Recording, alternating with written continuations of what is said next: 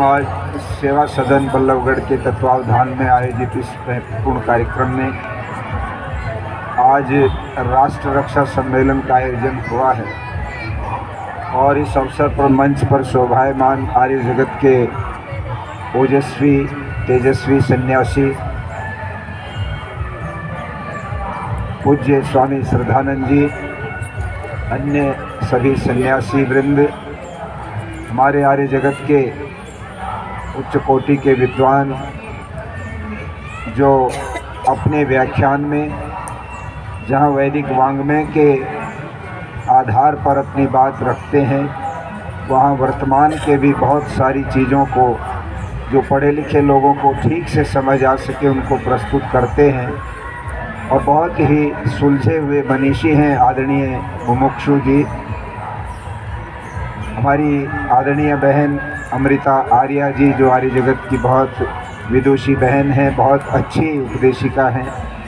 मेरे साथी आर्य प्रतिनिधि सभा राजस्थान के प्रधान श्री विरजानंद जी और आदरणीय भाई रामनिवास जी यहाँ इस अवसर पर हमारे मध्य में उपस्थित इस क्षेत्र के और पूरे हरियाणा के एक ऐसे व्यक्तित्व जो राजनीति में भी एक प्रकार से जिनकी स्वच्छ छवि और बहुत ही स्वच्छ व्यक्तित्व रहा, लंबे समय तक राजनीति में अपने क्षेत्र का प्रतिनिधित्व करते हुए जिनके हृदय में महर्षि दयानंद और आर्य समाज की अग्नि हमेशा प्रज्वलित रहती है, ऐसे आर्य केंद्रीय सभा के संरक्षक आदरणीय श्री राजेंद्र सिंह बिस्ला जी, हमारे बहुत पुराने साथी आदरणीय पीके मित्तल जी, आदरणीय श्री शिव कुमार टुटेजा जी, हमारी आर्य केंद्रीय सभा के प्रधान आदरणीय डॉक्टर गजराज सिंह आर्य जी, हमारी इसी आर्य समाज के प्रधान श्री रघुवीर शास्त्री जी और इस समाज के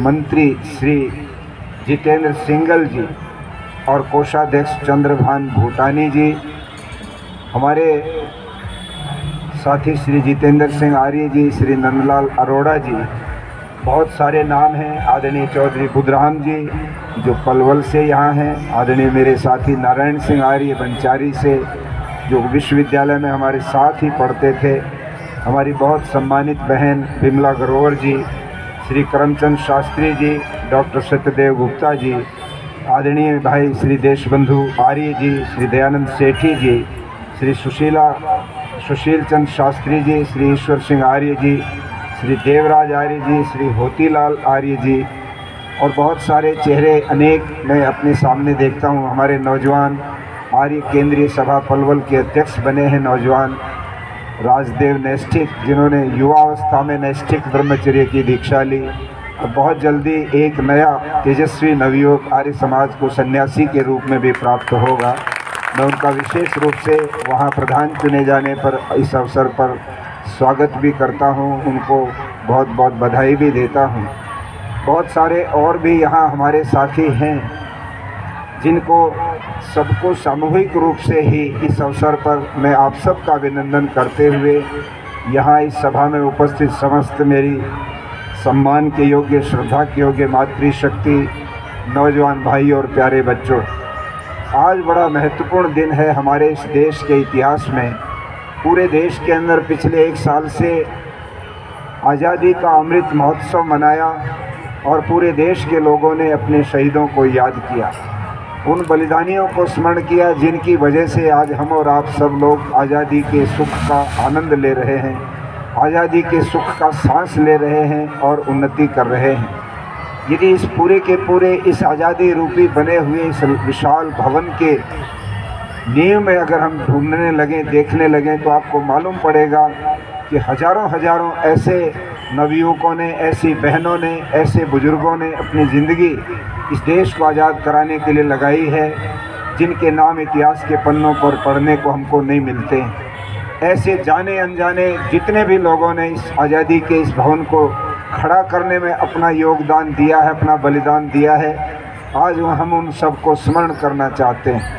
और आज का दिन विशेष इसलिए भी है जो मैं आपको याद कराना चाहूँगा कि जिस समय भारत की आज़ादी आ गई थी 1947 में, उस समय इस देश के अंदर 3 ऐसी रियासतें थी जो स्वतंत्र रही, जिन्होंने भारत सरकार में विलय करने से मना कर दिया आप लोग जानते हैं कि जून 1946 में इंग्लैंड की पार्लियामेंट में एक बिल आया।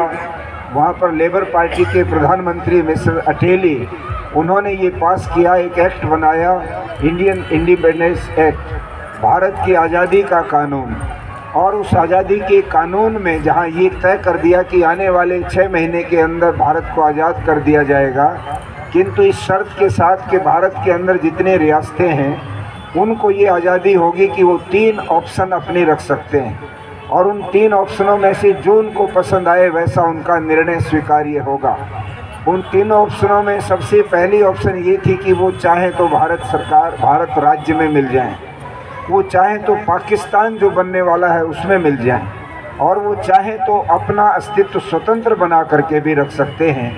उस समय निज़ाम हैदराबाद ने घोषित किया, ये उसके 1 महीने के बाद ही निज़ाम का एक तरह से वहाँ पर डिक्लेरेशन हो गया कि हम स्वतंत्र हैं, हमारी राज्य सत्ता, हमारा जो रियासत है ये बहुत पुरानी है। 17वीं शताब्दी से इन्हीं निज़ाम के जो वंशज थे, जो उस समय व्यापारी बनकर इस देश में आए और बाद में औरंगजेब के माध्यम से यहाँ के इस्लाम के बड़े बड़े पादरी बन गए, बड़े बड़े मुल्ला बन गए, उनके फतवे आने लगे, और बाद में उनको हैदराबाद का सूबेदार बनाया, और सूबेदार से उनको कुछ राजनीतिक अधिकार भी दे दिए, और अंग्रेज़ों को वो टैक्स देते रहे। उन्हीं में से 7वां जो उनका उत्तराधिकारी था वो था मीर उस्मान अली खान, जो सबसे अंतिम निज़ाम था। वो निज़ाम आज़ादी के समय वहाँ पर निज़ाम की स्टेट का मालिक था, और उसने घोषणा कर दी कि हम भारत में विलय नहीं करेंगे। मैं ये बात इसलिए कहता हूँ कि आज का दिन मनाना क्यों ज़रूरी है, ये आप लोगों को सबसे पहले समझ आना चाहिए। आज हैदराबाद की उस रियासत का मुक्ति का दिवस है। इसी प्रकार से जूनागढ़ का राजा जो था उसने मना कर दिया था कि हम भारत में विलय नहीं करेंगे। इसी प्रकार से कश्मीर के राजा ने भी घोषित कर दिया था कि हम भारत में विलय नहीं करेंगे। और जब विलय हुआ और जो एग्रीमेंट हुआ, MOU लिखा गया, उसको अगर आप पढ़ेंगे तो आपको ताज्जुब होगा कि कितने नीचे स्तर की बातें इन सारे के सारे तीनों जो रियासतें थी इनके मालिकों ने सरकार के सामने रखी। यहाँ तक भी लिख दिया कि हमारे फला कुत्ते हमारे साथ जाएंगे, हमारे बकरी भेड़ हमारे साथ जाएंगे, हमारे हाथी जो हमारे महल के अंदर जू है उसके सारे शेर भी हमारे साथ जाएंगे, जिस पलंग पर हम सोते रहे वो पलंग भी हमारे साथ जाएगा, और मकान में जो लालटेन हम जलाते थे जो सोने की है वो भी हम लेके जाएंगे, और इतने रुपए का प्रिवी पर्स हमको सरकार को देना पड़ेगा। ऐसी बचकाना शर्तें लगाकर इन तीनों स्टेट के मालिकों ने भारत सरकार के साथ संधि की थी। और वो संधि जब की थी तब ये हैदराबाद का जो निज़ाम के कब्जे में जो स्टेट थी वहाँ पर वो आज के दिन 17 सितंबर 1948 को मुक्त हुई थी। इसलिए आज हैदराबाद का मुक्ति दिवस है, और ये आर्य समाज मना रहा है। इसका एक विशेष अर्थ है, इसका एक विशेष भाव है, वो मैं आपको बताना चाहता हूँ। मुझसे पूर्व आदरणीय मुमुक्षु जी ने बहुत सुंदर सुंदर वो उद्धरण हमारे सामने रखे, जिनसे हम लोगों को ये मालूम पड़ा कि सारे के सारे, चाहे वो गरम दल के लोग थे, चाहे वो नरम दल के लोग थे, जिस भी रूप में जिसने आज़ादी के आंदोलन में अपना योगदान दिया था, उनका अगर कहीं ना कहीं जा कर के अंत में जो उसकी पूरी प्रेरणा का स्रोत यदि कोई व्यक्ति सिद्ध होता है, उनका नाम है स्वामी दयानंद सरस्वती। नरम दल के लोग भी उन्हीं को आखिरी में उन्हीं की प्रेरणा से पाए जाते हैं, और गरम दल के नौजवान भी उन्हीं की प्रेरणा से उस रास्ते पर आगे बढ़ते जाते हैं। किंतु मैं इससे थोड़ा सा आपको पीछे ले जाना चाहता हूँ। 1857 की क्रांति जिस समय असफल हो गई, उस समय इस देश के अंदर महात्मा गांधी नहीं थे, उस समय इस देश के अंदर कांग्रेस का कोई जाना माना नेता जो इतिहास के पन्नों पर हम जिनको पढ़ते वो नहीं थे। उस समय आज की जितनी पार्टियां इस देश में शासन करती हैं, चाहे वो प्रांतों में करती हैं, चाहे देश के अंदर करती हैं, उनका भी कोई कहीं नामो निशान उस समय नहीं था कि जिन्होंने आज़ादी के उस बुझे हुए दीवे को दोबारा जलाया हो। उसको जलाने का काम यदि किसी एक व्यक्ति को श्रेय जाता है, उनका नाम है स्वामी दयानंद के गुरु स्वामी विरजानंद। और ये बात मैं अपनी तरफ से नहीं कहता, यहाँ श्रोताओं से मैं निवेदन करूँगा, जब कोई व्यक्ति अपने किसी महापुरुष की प्रशंसा करे तो ये आरोप लग सकता है कि ये तो अपने महापुरुष की प्रशंसा में गीत गाए जा रहे हैं। मैं उदाहरण देना चाहता हूँ, एक कम्युनिस्ट लेखक जिसका नाम था डॉक्टर रामविलास।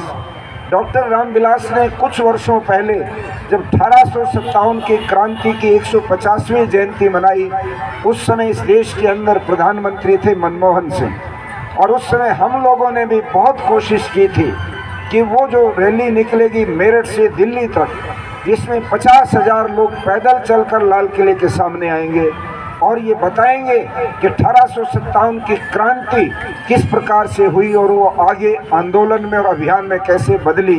हमने बड़ी कोशिश की कि उसका सारा संयोजन आर्य समाज को मिल जाए, किंतु उसमें हम कामयाब नहीं हुए। आप जानते हैं कि सरकारों में ये प्रोजेक्ट, ये प्रोग्राम मिलने में कितने जोड़ तोड़ होते हैं, क्योंकि इसमें करोड़ों रुपया भी सरकार खर्च करती है। हमने कहा तुम 30 करोड़ रुपया खर्च करना चाहते हो, आर्य समाज को 1 करोड़ रुपया दे दो, हम 50,000 आदमी 3 दिन में मेरठ से दिल्ली लाल किले के सामने ला के दिखाएंगे, आपसे ज़्यादा पैसा नहीं लेगा आर्य समाज। किंतु वो बात आगे सिरे नहीं चढ़ी, किंतु तब भी देश के प्रधानमंत्री बोले थे वहाँ लाल किले पर, और उन्होंने जो भाषण दिया कि 1857 की क्रांति के बाद कौन कौन लोग थे जिन्होंने इस देश के अंदर आज़ादी के दीपक को जलाया, उस अग्नि को प्रज्वलित किया, उनमें ना स्वामी विरजानंद का नाम लिया गया, ना स्वामी दयानंद का नाम लिया गया, और ना उनके और जो अनुयायी थे उनका नाम लिया गया। डॉक्टर रामविलास ने उस समय हिंदी के हिंदुस्तान अखबार का एक पूरा का पूरा पृष्ठ, आप उस समय चले जाएं, ये लगभग 8-10 साल पहले की बात है, और वो अखबार आपको आज भी मिल जाएगा, प्रमाण के तौर पर आप उसको पढ़ना। उसके उस पूरे के पूरे एक पृष्ठ पर स्वामी विरजानंद का फोटो बीच में है, लक्ष्मीबाई का कोने पर है, नाना फडणवीस का दूसरी तरफ है, और बहुत सारे और क्रांतिकारी जो उस जमाने के थे उनके भी फोटो छपे हैं। और उस विवरण में वो लिखता है कि जिस समय वो क्रांति थोड़ी असफल हो गई, उस समय में मथुरा में बैठे एक प्रज्ञाचक्षु सन्यासी जिनका नाम स्वामी विरजानंद था, वो बड़े सक्रिय हो गए, और उन्होंने मथुरा के चारों तरफ जो छोटी छोटी रियासतें थी या ऐसे ऐसे कुछ ऐसे ताल्लुका थे जिनमें हजारों लोग जुट जाते थे, स्वामी विरजानंद जी वहाँ जाते और उन लोगों को प्रेरणा करते थे कि अभी निराश नहीं होना, ये लंबी लड़ाई है, अंग्रेज को इस देश से हटाने के लिए सब लोग मिलकर एक रियासत दूसरी रियासत के साथ भाईचारा करे, मिलकर के अंग्रेज से लड़ने की योजना बनाइए। ये बात वो लिखता है। वो आगे बढ़ करके कहता है कि स्वामी विरजानंद जी के इस विवरण को जब हमने सोरम गांव के अंदर, मुजफ्फरनगर का बहुत बड़ा गांव है सोरम, जहाँ पर सर्व खाप पंचायत का दफ्तर है। ये जो आजकल खापों की बातें आती हैं, आज तो बहुत कुछ बदल गया इन खापों में, पता नहीं कैसे कैसे लोग आ जाते हैं, किंतु उस जमाने के अंदर कोई खाप का नेता होता, कोई जिम्मेदार व्यक्ति होता तो पूरा इलाका उसका चुनाव किया करता था कि इस 60 गांव के सब लोगों का एक नेता पंचायत के अंदर हम भेजेंगे, ये जाएगा, जो फैसला होगा हमारे गांव पर इनका आदेश लागू हो जाएगा। वहाँ पर वो कहते हैं जब वो रिकॉर्ड खंगाला तो वहाँ पर सर्व खाप पंचायत के अध्यक्ष के नाम स्वामी विरजानंद के पत्र निकले, और उसमें वो लिखते हैं कि आप अपनी खापों को इकट्ठा कर कर गांव-गांव के अंदर जाकर के लोगों को प्रेरित करो कि आज़ादी के इस अग्नि को बुझने नहीं देना है, इस आंदोलन की अग्नि को, इसको और तीव्र करके गांव-गांव इसको फैलाओ, और अंग्रेज को जब तक इस देश को छोड़ करके वो नहीं चला जाता तब तक चैन से हम नहीं बैठे, ये काम हम लोगों को करना चाहिए। ये प्रमाण सोरम गांव के सरोखा पंचायत के हेड ऑफिस में मिला। स्वामी विरजानंद के शिष्य थे अलवर के राजा, वो उनसे संस्कृत पढ़ते थे। उनके शिष्य थे जयपुर के राजा राम सिंह, वो उनसे संस्कृत पढ़ते थे। उनके शिष्य थे धौलपुर और भरतपुर के राजा। उनके शिष्य छोटे छोटे रियासतों के बहुत सारे राजा जो उनसे ज्ञान लेते थे, वो सारे के सारे स्वामी विरजानंद जी उनको प्रेरित किया करते थे। यद्यपि स्वामी दयानंद सरस्वती के जीवन में 3 वर्ष गोपनीय रूप से माने जाते हैं कि 1855 से लेके 1858 तक दयानंद सरस्वती के जीवन की घटनाएं किसी भी उनकी जीवनी में नहीं मिलती कि वो 3 साल उन्होंने कहाँ बिताए। बहुत सारी किंवदंतियाँ भी हैं, मैं उनको यहाँ पर कहना नहीं चाहता, क्योंकि कोई भी नया आदमी जो आर्य समाज से जुड़ा नहीं है वो हो सकता है ये सोचे कि स्वामी जी भी अपनी बात अपने तरीके से यहाँ पर धकेल रहे हैं, वरना इतिहास में तो ये भी लिखा है कि उस समय औघड़नाथ एक नाम का एक सन्यासी मेरठ के रास्ते में बैठा है और वहाँ जो लोग आते थे प्याऊ पर पानी पिलाता है। यदि कोई हिंदू पानी पीने वाला आता है तो उसको पानी पिलाकर पूछता है तुम कौन हो।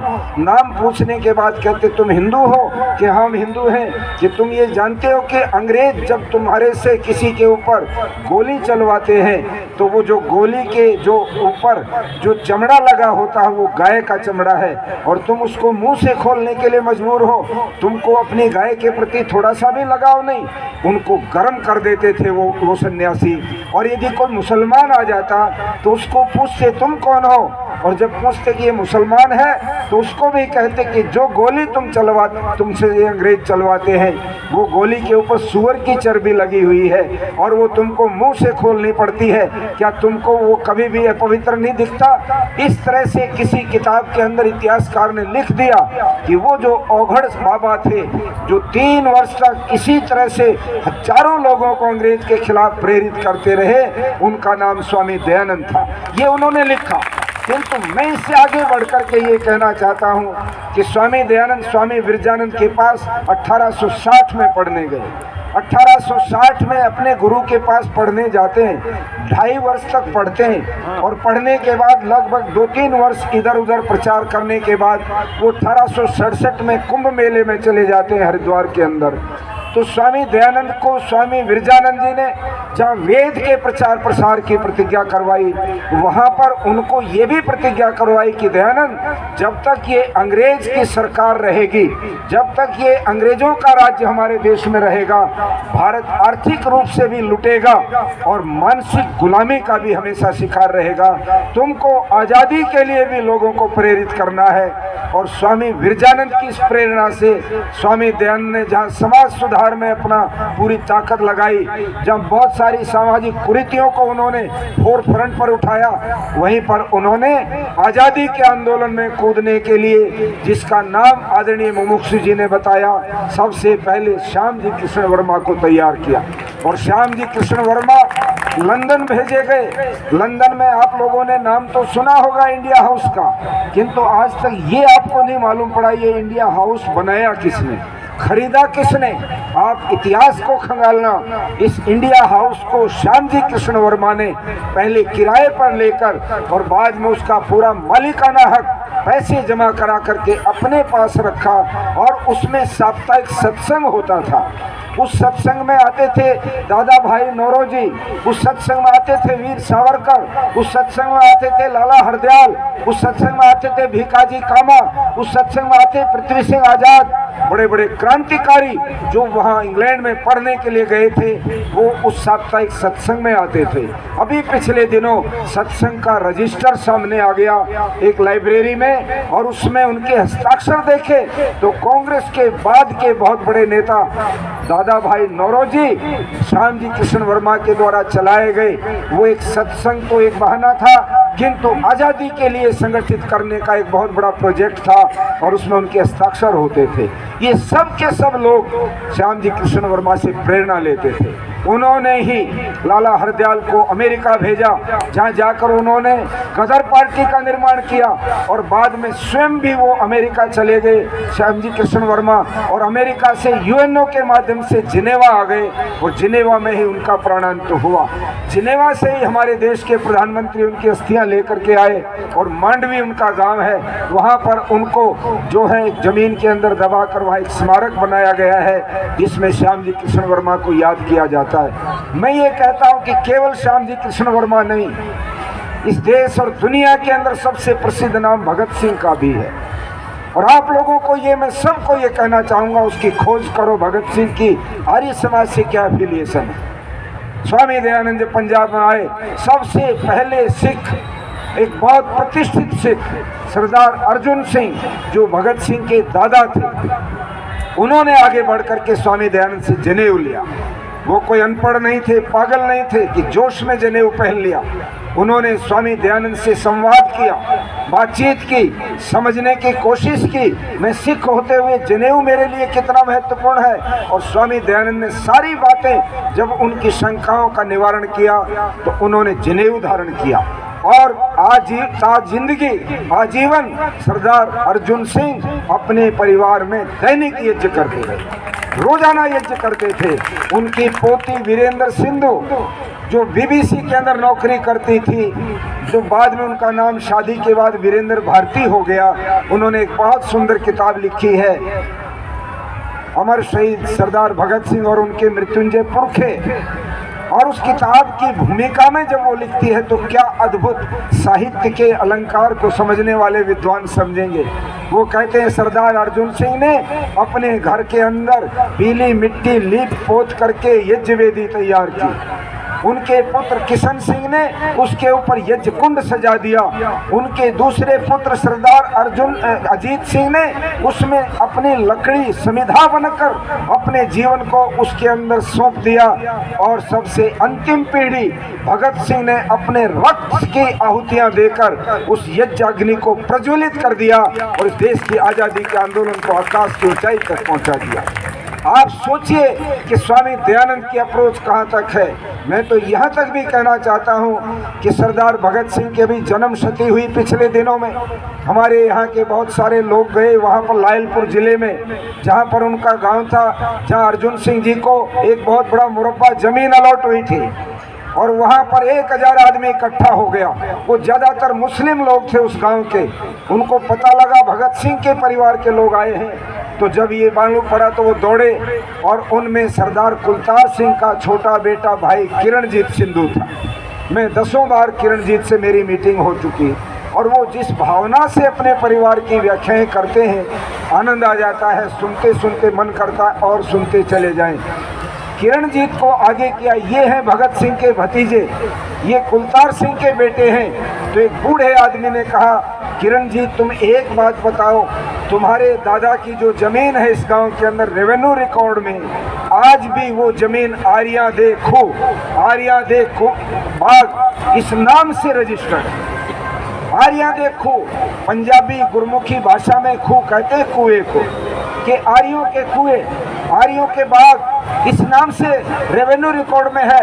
हम दंग रह गए कि ये कौन आदमी है जिसके नाम अर्जुन सिंह ने ज़मीन करा दी, ये आर्या दे खू क्या चीज़ है। वो कहने लगे इसका हमको बताओ। किरणजीत को भी नहीं मालूम हुआ कि ये क्या बात है। उस समय राम मोहन राय एडवोकेट पानीपत के थे, वो उनके साथ थे और वो आगे बढ़ कर के किरणजीत कहने भाई आप बताओ, मुझे इतनी जानकारी नहीं इस बात की है।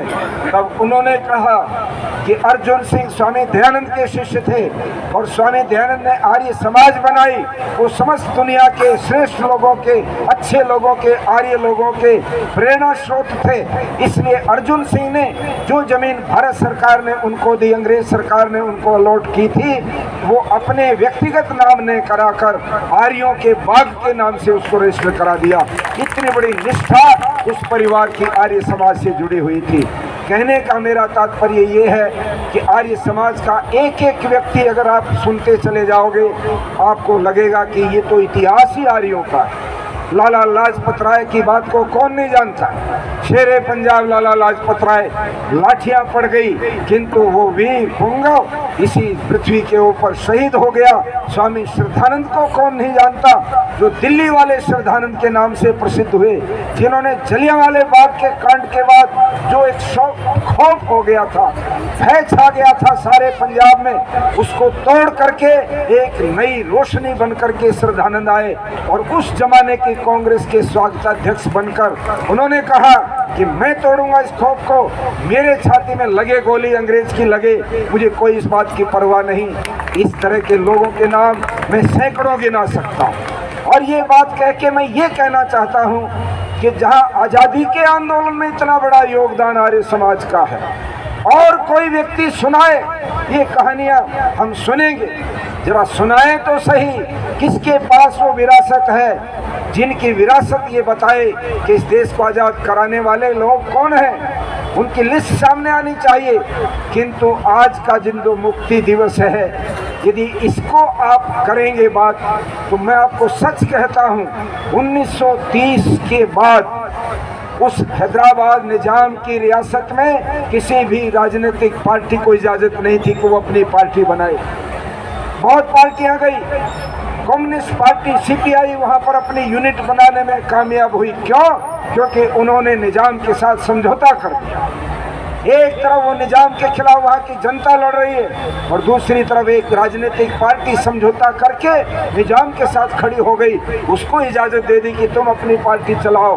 किंतु कांग्रेस के लोग और प्रजा समाजवादी के लोग, जो भी उस समय पार्टियां थी, जो जाते थे उनको गिरफ्तार करके जेल में बंद कर दिया जाता था। कोई पार्टी अलाउड नहीं थी वहाँ पर। ये इतिहास का मैं आपको एक प्रमाण दे रहा हूँ। उस समय केवल और केवल मात्र आर्य समाज एक संस्था थी जो पूरे निजाम के उस राज्य के अंदर छाई हुई थी। निजाम के उस राज्य में 1 करोड़ 31 लाख हिंदू जनता थी, 21 लाख मुस्लिम जनता थी और मुश्किल से 2 लाख ईसाई लोग थे। 85% हिंदू, 12.5% मुसलमान और 2% ईसाई। पूरी आबादी का ये आकलन था। उस समय निजाम को बड़ा भय लगता था कि जब कोई भी कानून बनाता तो सारे गांव के अंदर जनता उसका विरोध करती थी। गांव के अंदर लोगों ने सरकारें बना दी अपनी कि हम गांव में किसी भी अफसर को घुसने नहीं देंगे, हम अपना टैक्स खुद इकट्ठा करेंगे, अपने गांव का विकास हम खुद करेंगे। आर्य समाज के कार्यकर्ताओं ने, पंडित जयदेव पंजाब से गए वहां पर, पंडित जो है ऋषभ देव वहीं के स्नातक थे, तेलुगु भाषी। ऐसे कार्यकर्ता प्रचारक जो गांव-गांव घूम करके निजाम के खिलाफ एक बहुत बड़ा तंत्र उन्होंने खड़ा किया। निजाम ने उत्तर भारत से हजारों रजाकार मंगवाए। ये रजाकार कौन थे? रजाकार कहते हैं स्वयंसेवक को, वॉलंटियर्स को। ये उर्दू का शब्द है।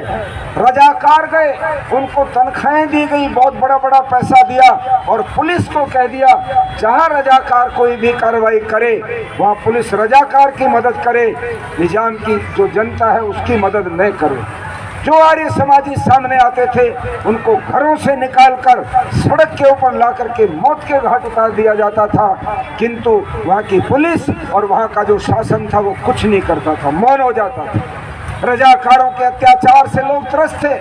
40,000 दलित समाज के लोग जो मुसलमान हो गए थे उनको आर्य समाज के कार्यकर्ताओं ने वापस कन्वर्ट करके अपने वापस उसी धर्म के अंदर वापस लौटाने का जब काम किया तो निजाम को बड़ा गुस्सा आ गया और उसने देखा ये आर्य समाज क्या भला है। तब 1937 में निजाम के दरवाजे के ऊपर शोलापुर, उसकी रियासत से बाहर शहर था महाराष्ट्र का, वहाँ पर एक बहुत बड़ा आर्य महासम्मेलन किया सार्वदेशिक सभा ने। महात्मा नारायण स्वामी उसमें गए, वहाँ पर आनंद स्वामी गए, पंडित बुद्धदेव विद्यालंकार गए, स्वामी स्वतंत्रानंद गए, वहाँ पर और बड़े बड़े नेता गए। घनश्याम सिंह गुप्त जो मध्य प्रदेश विधानसभा के स्पीकर होते थे वो वहाँ पर गए और उन्होंने निजाम को चुनौती दे दी कि या तो आप जो कानून बना रहे हो ये रद्द करो वरना निजाम की कोई जेल खाली नहीं होगी, सारे देश के आर्य आपकी जेलों को भर देंगे और जब तक वापस नहीं लौटेंगे जब तक कि आपके ये काले कानून खत्म नहीं हो जाते। आप ताज्जुब करेंगे, उस समय कोई घर पर ओम का झंडा नहीं टांग सकता था, उस समय कोई हवन नहीं कर सकता था, उस समय कोई आर्य समाज मंदिर नहीं चला सकता था, कोई मंदिर में पूजा करने वाले घंटी घड़ियाल नहीं बजा सकते थे। सारे के सारी चीज़ों पर बैन लगाकर निजाम जैसे उस अत्याचारी ने पूरी जनता को गुलाम बना करके रखा हुआ था। उस गुलामी को चीरने का काम, उसको तोड़ने का काम आर्य समाज करता चला गया। 1937 में और 39 के उस आंदोलन में जिसमें 12,000 सत्याग्रही गिरफ्तार हुए, 5,000 उत्तर भारत से गए और 7,000 वहीं उसी इलाके के मराठवाड़ा के और इन इलाकों के थे और निजाम की जेलें भर गई। 2.5 महीने तक आंदोलन चलता रहा। लगभग 28 नौजवान बाहर मर गए और 15 जेलों में मरे, 43 लोग शहीद हुए। भाई बंसीलाल श्यामलाल इसी हरियाणा के अंदर सोनीपत जिले का सुनहरा सिंह बुटाना गांव का, उसको लाठियों से जेल के अंदर जो है शहीद किया गया। इतनी मौतें भी हो गई किंतु आंदोलन वापस हटने को तैयार नहीं था। उस समय घनश्याम सिंह गुप्त ने वहाँ के जो हैदर अली जो प्राइम मिनिस्टर थे उनसे बात करके उनको कन्विंस किया, निजाम को समझाओ इसके जो परिणाम हैं बहुत घातक होंगे, आर्य समाज से वो ना खेले, वो अपने कानून वापस ले ले। कानून तो वापस हो गए किंतु पंडित नरेंद्र जी को गिरफ्तार कर रखा था, उनको छोड़ने से निजाम ने मना कर दिया। पंडित नरेंद्र उस जमाने में पूरी निजाम की उस रियासत में एक बहुत ही शेर की तरह से दहाड़ते थे, नौजवानों को जोशीले भाषण देकर तैयार करते थे, निजाम से लड़ने के लिए भरी सभाओं में चैलेंज दिया करते थे। उनको भेजा जंगल के अंदर, हैदराबाद से सैकड़ों मील दूर एक जेल थी जिसको मानूनर नाम के गांव के अंदर, जिसको काला पानी की सजा बोलते थे। और उसमें जो रहते थे कैदी, उनके उस जो केबिन होता जिसमें वो रखे जाते, जिसको जो कहते हैं वो कुटियासी, उसके अंदर रात को बड़े बड़े चूहे छोड़ दिए जाते, जोंकें छोड़ दी जाती, भोजन में आधा रेत और नमक मिला कर दिया जाता, पानी एक बार दिन में दिया जाता, उसके बाद पानी नहीं मिलेगा। ऐसे सख्त कानून वहाँ पर बनाए हुए थे और इन सबको यातनाएं दे रहे थे। फिर आंदोलन बढ़ाया और पंडित नरेंद्र को भी उसने छोड़ दिया। एक बार निजाम में हथियार डाले, नतीजा ये निकला कि उस आंदोलन से 4000 आर्य समाज के सत्याग्रहियों को भारत सरकार ने स्वतंत्रता सेनानी का उपाधि देकर और उनको ताम्रपत्र देकर आजीवन उनको पेंशन देकर के सम्मानित किया। ये एक स्वर्णिम अध्याय भारत के इतिहास के अंदर निजाम की रियासत के खिलाफ जो आर्य समाज ने करके दिखाया, और कोई इस देश के अंदर नहीं मिलेगा आपको ऐसी संस्था जिसने इतना जुल्म सहा हो और इतने जालिम के दांत खट्टे करके दिखाए हों। वही निजाम जब 1946 आते आते और ये हो गया कि अब तो आज़ादी आ गई और उसने घोषणा कर दी कि मैं आज़ाद नहीं, मैं तो स्वतंत्र रहूँगा, मैं भारत में विलय नहीं करूँगा। आर्य समाज ने देखा सारा किया कराया गुड़ गोबर हो गया, और अगर ये अकड़ गया और आज़ाद रह गया तो हमारी ज़िंदगी बर्बाद हो जाएगी, ये तो बहुत जालिम आदमी है। अब मौका है कि इस लोहे के ऊपर, गर्म लोहे पर चोट फिर मारी जाए।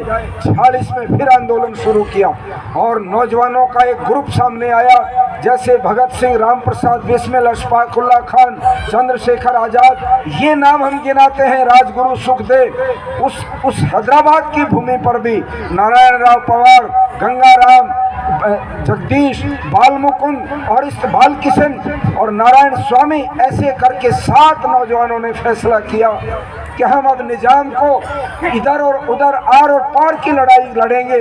और ये तय हो गया एक सप्ताह की मीटिंग के बाद कि निजाम के ऊपर बम फेंक करके इसको ख़त्म करेंगे।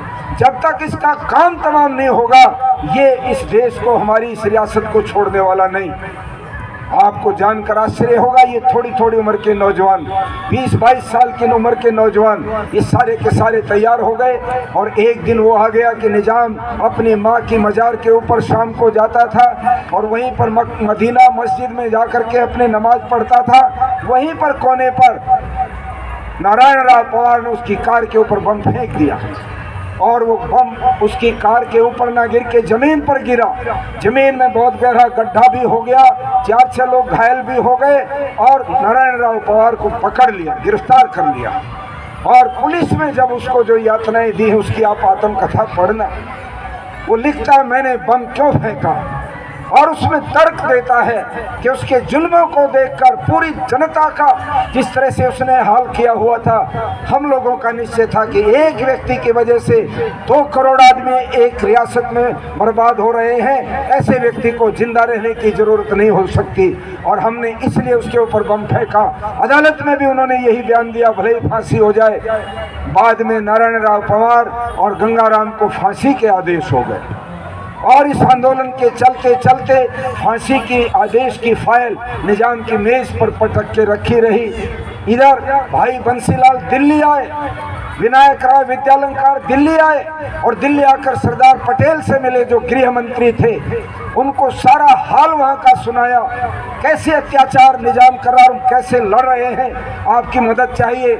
सरदार जी ने इतना ही कह करके उनको वापस भेज दिया कि समय आने पर हम आपकी इतनी मदद करेंगे कि आप याद करेंगे कि हाँ मदद हुई। आज हम जाकर आपको वहाँ बंदूक नहीं बांट सकते, मैं विषय को कैबिनेट में लाऊंगा। और सरदार पटेल ने कैबिनेट में विषय रखा, किंतु नेहरू जी ने सहमति नहीं दी। किंतु 1 महीने 1.5 महीने के बाद जब उसको लगा कि मौतें लगातार हो रही, लोग लड़ रहे हैं, जेलों में जा रहे हैं, तो नेहरू जी ने तय किया अब तो पुलिस एक्शन का कोई विकल्प नहीं है। और सरदार जी को कहा कि पुलिस एक्शन होना चाहिए। तब हमारे देश की सेनाओं के जो अध्यक्ष थे JN चौधरी, उनको ये इंचार्ज बना करके भेजा। हजारों गाड़ियां मिलिट्री की और पुलिस की जो गई बाई रोड, वो निजाम की रियासत के कोने पर खड़ी रही। जैसे ही हवाई जहाज से JN चौधरी एयरपोर्ट पे उतरे और वो सारी फौजों की एंट्री हुई, हाउस अरेस्ट कर दिया निजाम को, उस्मान अली खान को, और दफ्तर के ऊपर उन्होंने अपना चार्ज ले लिया। फाइलें देखने लगे। सबसे पहली फाइल फांसी के आदेश की सामने आई। नाम पढ़े नारायण राव पवार, नाम पढ़े गंगाराम, और दोष कि इन्होंने निजाम के ऊपर बम फेंका। स्वाभाविक है, आज़ादी के आंदोलन के प्रति जिन लोगों की भावना होगी वो उन लोगों की भावना समझ सकते हैं कि उनका व्यक्तिगत स्वार्थ नहीं था, राष्ट्र के हित में और देश के हित में एक बहुत बड़ा कदम उन्होंने उठाया, इसलिए उनकी भावनाओं की कदर होनी चाहिए। वो फांसी के योग्य दोष नहीं है, फिर भी उन्होंने आजीवन कारावास का आदेश देकर और फाइल को इधर साइड में रख दिया। उनको आजीवन कारावास हो गया। और इधर सरकार इस प्रयास में रही कि मामला शांत हो जाए। 1949 में पहली बार सरदार वल्लभ भाई पटेल हैदराबाद के अंदर पहुंचते हैं। लाखों लोग इकट्ठे हो जाते हैं। सर्किट हाउस में पंडित नरेंद्र और विनायक राव विद्यालंकार, ये दोनों के दोनों जाकर सरदार पटेल से मिले और उनसे कहा, सरदार जी, जश्न मना रहा है पूरा निजाम का, ये रियासत का जनता जश्न मना रहा है देश, किंतु हम दुखी हैं। हमारे दो नौजवान, फूल से नौजवान, जिनके माता पिता ने उनको पाल पोस कर बड़ा किया, जो पढ़े लिखे नौजवान थे, उन्होंने जोश में, भावना में इस निजाम के अहंकार को तोड़ने के लिए कि मैं भारत में विलय नहीं करूंगा, एक कदम उठा दिया और आज उनको जेल में सड़ाया हुआ है। उनको रात को चूहे छोड़ करके तंग किया जाता है। यदि उनकी मुक्ति नहीं होगी, हम आपके इस मुक्ति समारोह में शामिल नहीं होंगे। सरदार पटेल ने वहाँ के DG पुलिस को आदेश दिया कि सभा में मंच पर जब मैं जाऊंगा तब तक आप प्रयास करके उन दोनों के दोनों नौजवानों को जेल से मंच के ऊपर लेकर के आओ। आज इतिहास का ये प्रमाण है, भारत का तत्कालीन गृह मंत्री उन दोनों को पूरी जिंदगी भर के लिए सजा मुक्त करके और भरी सभा में सम्मानित करते हैं और कहते हैं कि ये वीर नौजवान हैं जिनके कारण से निजाम जैसे अहंकारी अत्याचारी शासक का सिर नीचा हुआ और भारत इसके अंदर विलय किया। साथियों, अभी पिछले महर्षि दयानंद के जन्मदिन पर हमारे प्रदेश के राज्यपाल बंडारू दत्तात्रेय, जो हैदराबाद के रहने वाले, मैं अभी भी परसों उनसे मिला था। विठल राव जी आए हुए थे, यहीं मझावली गुरुकुल के लिए समय लेना था, समय भी उन्होंने दे दिया। और उस समय वहाँ पर मंच पर मैं भी वक्ता था, वो भी थे। वो चांसलर है महर्षि दयानंद विश्वविद्यालय रोहतक के। उस दिन वो बोलते बोलते भावावेश में आकर के कहने लगे, आज विश्वविद्यालय के इस इतने बड़े प्रांगण में मैं आप लोगों को एक दिल की बात कहना चाहता हूँ। ये राज्यपाल बंडारू दत्तात्रेय बोल रहे हैं 4-6 महीने पहले, फरवरी में, और वो कहते हैं कि यदि आर्य समाज का आंदोलन नहीं होता, यदि आर्य समाज नहीं होता तो हैदराबाद के अंदर तिरंगा झंडा नहीं चढ़ सकता था, वह निजाम का ही झंडा रहता। ये आर्य समाज की बदौलत हैदराबाद की रियासत भारत के अंदर विलय हुई। एक राज्यपाल इतना सत्य बात घोषित करता है अपने वक्तव्य में। कहने का मेरा तात्पर्य ये है कि हैदराबाद के इस आंदोलन का पन्ना, ये स्वर्णिम अध्याय, आपसे मैं जानना चाहता हूँ कौन सी क्लास में पढ़ाया जाता है, जरा बताओ तो सही। आज उसका मुक्ति दिवस मनाया जा रहा है। हैदराबाद में 3 प्रांतों के मुख्यमंत्री जाएंगे, हमारे गृह मंत्री भी गए हैं, बहुत अच्छी बात है। मैं चाहूँगा उनके मुखारबिंद से वहाँ आर्य समाज की खूब प्रशस्ति होनी चाहिए, और यदि उसके बावजूद भी वो कंजूसी करते हैं तो ये मैं दुर्भाग्य मानूंगा और हम लोगों की अपनी कमजोरी मानूंगा। हम लोग अब अपने गले में स्वयं ढोल बांध करके गली गली और पार्कों में जब तक लोगों को ये नहीं बताएंगे कि किए हुए कर्मों, किए हुए जो एहसान है, जो किसी का उपकार है यदि कोई उसको नहीं याद करता, उसको भुलाता है, इससे बड़ा कोई पाप और अपराध नहीं हुआ करता। इतिहास के प्रमाण और तथ्य हैं कि आर्य समाज का जितना आज़ादी में आंदोलन में हुआ उससे कहीं ज़्यादा हैदराबाद की मुक्ति में हुआ। आज वो हैदराबाद के वीर बलिदानियों को हम लोग यहाँ पर उनको याद करते हैं, स्मरण करते हैं। आप वंदे मातरम का नारा लगाते हैं, आपको पता है ये वंदे मातरम का कहाँ से नारा लगा था? निजाम ने आदेश दे दिया कि पूरे मेरी रियासत में कोई वंदे मातरम का नारा नहीं लगेगा। स्कूलों के अंदर वहाँ की जनता ने निजाम को लिख के दिया, हम स्कूलों में प्रार्थना करेंगे तो वंदे मातरम गाएंगे, हमको इजाजत मिलनी चाहिए। उन्होंने कहा नहीं मिलेगी। उस समय रामचंद्र राव वंदे मातरम, जिनका नाम तो रामचंद्र राव है किंतु बाद में उनका नाम वंदे मातरम पड़ा। क्यों? 14 साल का वो बच्चा विद्यालय में जब वंदे मातरम के नारे लगा रहा था, प्रिंसिपल एक इस्लाम को मानने वाला व्यक्ति था, उसने उसके ऊपर दंड किया और उसके ऊपर फायर करके गिरफ्तार करा दिया। जज ने उसको कोड़े मारने के आदेश दिए, कहा कि इसको कहो कि ये वंदे मातरम बोलना बंद करे, नहीं तो इसको सजा दो। उसको कहा गया, समझाया गया। वो छोटा सा बच्चा वंदे मातरम का नारा लगाता है तो कोड़ा पड़ता है, वंदे मातरम का नारा लगाता है तो कोड़ा पड़ता है, और कोड़े पड़ते गए। और जब तक उसकी जुबान से वंदे मातरम बंद होकर को मूर्छित नहीं हो गया तब तक वंदे मातरम बोलना उसने बंद नहीं किया। बाद में उसके नाम के साथ ही जुड़ गया रामचंद्र राव वंदे मातरम। वो सार्वदेशिक सभा के प्रधान भी रहे कुछ समय।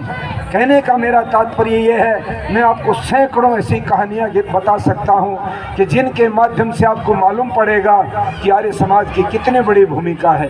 ये हमारी बहनें बैठी हैं, आदरणीय पंडित जी ने, मुमुक्षु जी ने इनकी चर्चा करते हुए संकेत किया था, किंतु एक बात मैं जरूर इनके लिए कहना चाहता हूँ, आपकी आदर्श, आप ये नहीं सोचें कि ये पुरुषों का ही काम है किसी राष्ट्रवाद और राष्ट्र भक्ति के लिए तैयार होना।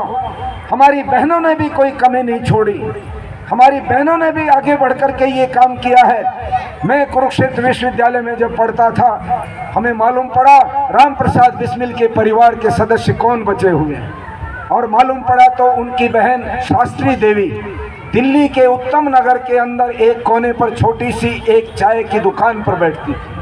उसका बेटा कंडक्टर था डीटीसी में, और डीटीसी की एक्सीडेंट होने से बेटे की दोनों टांगें खराब हो गई, वो विकलांग हो गया, उसका आजीविका बंद हो गई, और वो भी बैठ गया माँ के साथ। उसके बच्चों को पालना, अपने उस विकलांग बेटे को पालना, एक स्वतंत्रता सेनानी की बहन, एक शहीद की बहन चाय बेच करके अपनी जिंदगी का जिस समय लालन पालन कर रही थी, हमको मालूम पड़ा, हम उनका अनुनय विनय करके विश्वविद्यालय में ले गए। सारे विश्वविद्यालय के छात्रों से हमने 5-5, 10-10 रुपए इकट्ठे करके लगभग 5,000 रुपए की राशि 1974 में हमने शास्त्री देवी को भेंट की, और अपना कुछ थोड़ा बहुत जो हमसे उनके प्रति जो कृतज्ञता भाव था वो व्यक्त करने की कोशिश की। तब हम कुछ साथी बैठ गए और बैठ के कहने लगे, बहन जी एक आध संस्मरण तो सुना दो कि आपकी भूमिका अपने भाई के साथ कैसी रही थी। शास्त्री देवी कहती है, उसमें भाई बहुत लंबी कहानी है, किंतु एक बात सुनाते समय तो मेरे आज भी रोंगटे खड़े हो जाते हैं। वो कहती है, जब बिस्मिल और उसके साथी प्रसिद्ध हो गए, अंग्रेज सरकार की नज़रों में आ गए कि ये नौजवान हैं कुछ जो अंग्रेज के खिलाफ बहुत कुछ कर रहे हैं, वो जंगल में रहने लगे, वहीं पर छिप जाते थे, और उनके लिए भोजन की व्यवस्था करवाना, उनके लिए हथियार भिजवाना, ये सारे काम बड़े ही दुरूह कार्य थे। कौन करे इनको? हर समय घर पे पहरा रहता था सीआईडी वालों का, कौन घर में आ रहा है, कौन घर से निकल रहा है, हर एक्टिविटी को देखा जाता था। मैं उस समय, मुझे बिस्मिल ने ये जिम्मेदारी दी, शास्त्री देवी तुमको रोज भोजन के बहाने से टिफिन भोजन का लेकर अपने दोनों पैरों में 2 राइफल इस पैर में, 2 राइफल इस पैर में रस्सियों से बांधकर लहंगे के नीचे छिपाकर तुमको आना पड़ेगा रोज, और वो राइफलें हमारे पास तुमको भेजनी होंगी। जब कभी भी कहीं से हथियार आते थे, मैं वो अपनी इन टांगों पर बांध कर जाती, और 6-7 मील भीतर अर्थात 10-11 किलोमीटर भीतर जंगल में जाती पैदल। मैं बैठ नहीं सकती थी क्योंकि दोनों पैर बंधे हुए हैं। मैं पैर मोड़ नहीं सकती थी, कुछ भी एक्शन नहीं हो सकता था, खून मेरा रुक जाता था। तब जाकर मैं उनको अपनी राइफलें पहुंचाती और वो फिर आगे अपना काम करते। बहन ने थोड़ा सा पैर में से अपनी साड़ी को हटा करके दिखा कि देखो आज भी मेरे पैरों में ये घाव उनकी निशानी बनी हुई है। इस देश के अंदर कितनी बड़ी कुर्बानी हमारी बहनों ने, हमारे भाइयों ने, हमारे वीरों ने दी है। और मुझे ये कहते हुए गर्व है, आर्य समाज की गोद से, आर्य समाज की भट्टी से, दयानंद के इस कारखाने से निकले इन सारे नौजवानों ने अपना सब कुछ सर्वस्व न्यौछावर करके देश को आजाद कराने के लिए समर्पित किया। इससे बड़ा बलिदान, इससे बड़ा त्याग और हो क्या सकता है? क्या मिला उन नौजवानों को जिन्होंने अपनी जवानियां दे दी? क्या मिला? आज हमारे देश के अंदर यदि इन बहनों के ऊपर कोई आक्रमण हो, यदि यहाँ पर और दुनिया भर की समस्याएं आए, तो शायद वो शहीद लोग अब सामने होते तो बड़ा उनको कष्ट होता कि जिस आज़ादी का सुख और आनंद जैसी व्यवस्था हम सोच करके कुर्बानी के लिए आगे बढ़े थे, आज उसका मजाक उड़ गया। इसलिए आओ, आज के दिन हम लोगों को ये निश्चय करना है, ये हैदराबाद का मुक्ति दिवस तो है ही है, किंतु हमें इस समाज में बढ़ती हुई बुराइयों से भी लड़ना है। आज सबसे बड़ी समस्या हमारे समाज के अंदर शराब की। नौजवानों को मैं देखता हूँ थोड़ी थोड़ी उम्र की, अभी 3 दिन से अखबार पढ़ रहा हूँ और अखबार में पढ़ करके शर्म नीचे हो जाता है, सिर मेरा शर्म से। उसमें लिखा है कि लड़कियां भी और लड़के भी जन्मदिन की पार्टी मनाने के लिए क्लास में बियर के बड़े बड़े जो है वो पैकेट बना करके ले जाते हैं। कहाँ जा रही है हमारे देश की ये संस्कृति? ये खबरें एक साधारण खबर नहीं है, एक बहुत बड़ी चुनौती है। हमारे देश के इन बच्चों को वो संस्कार आज नहीं मिल रहे जिन संस्कारों को मिलने के लिए, देने के लिए इन बलिदानियों ने अपना जीवन लगाया था। आज आर्य समाज को और अधिक कमर कस करके काम करने की ज़रूरत है। मैं बधाई दूंगा आर्य समाज सेवा सदन के अधिकारियों को, हमारे सारे नगर के और ज़िले के आर्यों को। आपने सबसे अच्छा काम ये किया, ये समारोह खुले इसके अंदर पार्क में रखा। जब तक हम पार्कों में नहीं आएंगे, जब तक हम गलियों के अंदर झंडे लेकर नारे गुंजाते हुए नहीं आएंगे, जब तक हमारे बैनर के ऊपर सामाजिक कुरीतियों को चुनौती देने वाले स्लोगन नहीं लिखे जाएंगे, जब तक हम प्रोटेस्ट नहीं करेंगे, जब तक प्रशासन के पास जाकर अत्याचार को या और बुराइयों को मिटाने के मेमोरेंडम देना हम नहीं शुरू करेंगे, तब तक हमारी जो शक्ति है वो निस्तेज बनी रहेगी। आओ मिलकर, इतनी आर्य समाज है इस फरीदाबाद शहर के अंदर। मैं रास्ते में मकेंद्र कुमार जी से, मित्तल साहब से गिनवा रहा था, बताओ कितनी समाज हो गई होंगी? बोले समाजें तो बहुत ज़्यादा हैं। तो पिछले दिनों मुझे वो तजुर्बा बड़ा अच्छा लगा। उत्तर प्रदेश की सभा के प्रधान थे देवेंद्र पाल वर्मा। मैं और वो सहारनपुर में एक सभा में बोल रहे थे और वो उदाहरण देते हुए कहते हैं, देखो स्वामी जी कैसी विडंबना है, इस सहारनपुर में 12 आर्य समाज हैं, अर्थात हमारे 12 दफ्तर हैं। और यहाँ की रूलिंग पार्टी जो है उस समय सपा थी, उसका एक दफ्तर, बसपा का एक दफ्तर, कांग्रेस का एक दफ्तर, बीजेपी का एक ऑफिस, पार्टियों के एक एक ऑफिस और आर्य समाज के 12 ऑफिस। फिर भी हम कमजोर। यदि ये 12 के 12 ऑफिस महीने में एक बार अपने बैनर लगाकर अपने 50-50 साथियों को लेकर और 600 की संख्या में जिला के डिप्टी कमिश्नर या एसडीएम के पास पहुंच जाएं और कहें कि उस कॉलोनी में वहां के लोग परेशान हैं, तंग हैं, क्यों नहीं उनका समाधान होता, तो सारे लोग आर्य समाज के पीछे चल पड़े। आर्य समाज को अब लोगों के दुख दर्द की दवा बनना पड़ेगा। जब तक हम लोगों के दुखों को, उनके दर्द को नहीं पकड़ेंगे, उनके साथ खड़े होने का मन नहीं बनाएंगे, तब तक भाई आर्य समाज के भवनों में साप्ताहिक सत्संग करने मात्र से बात नहीं बनेगी। आओ बाहर निकलें। अनिल आर्य ने बड़ी अच्छी बात कही थी, सुबह मैं उनके वहाँ भी था। उन्होंने कहा, स्वामी जी और किसी को उल्हाने देने की जरूरत नहीं है, अब तो अपने गले में अपने ढोल टांगो और बजाते हुए मनादी करो कि इस देश को आज़ाद आर्यों ने कराया, इस देश को आज़ाद दयानंद ने करवाया, दयानंद को वो सम्मान मिले और आर्य समाज को वो सम्मान मिले। हम अपनी बात कहेंगे तो दुनिया सुन लेगी, जान जाएगी। और ये आज का दिन भी हैदराबाद के इस मुक्ति के इस पूरे के पूरे आंदोलन में आर्य समाज एक नंबर पर है। और बाकियों का योगदान जितना थोड़ा बहुत रहा वो है। आर्य समाज नहीं होता तो निजाम बहुत लंबे समय तक भारत सरकार को परेशान करता। इन शब्दों के साथ मैं लंबा बोल गया हूँगा लगता है, किंतु कुछ बहुत सारी बातें छूट भी गई हैं। आप सबका बहुत बहुत धन्यवाद। सबको नमस्कार।